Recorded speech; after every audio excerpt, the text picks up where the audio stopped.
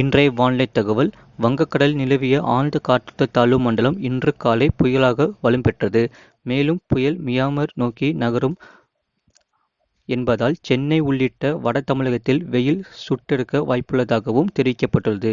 தென்கிழக்கு வங்கக்கடல் மற்றும் அதை ஒட்டிய தெற்கு அந்தமான் கடல் பகுதியில் நிலவிய ஆழ்ந்த காற்றழுத்த தாழ்வு பகுதி செவ்வாய்க்கிழமை மாலை காற்றழுத்த தாழ்வு மண்டலமாக தென்கிழக்கு வங்கக்கடல் பகுதியில் வலுப்பெற்றது.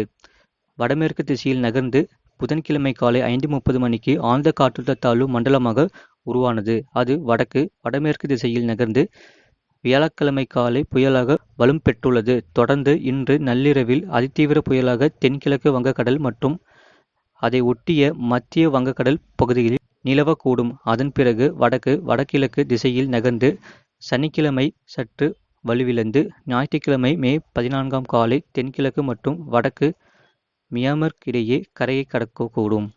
அப்போது காற்றின் வேகம் மணிக்கு 110 முதல் 130 கிலோமீட்டர் வேகத்திலும் வீசக்கூடும் என்று கணிக்கப்பட்டுள்ளது. இதுபோன்ற செய்திகளை உடனுக்குடன் அறிந்து கொள்ள மறக்காம சேனலை சப்ஸ்கிரைப் செய்யுங்கள் மற்றும் திருப்பத்தை ஷேர் செய்யுங்கள்.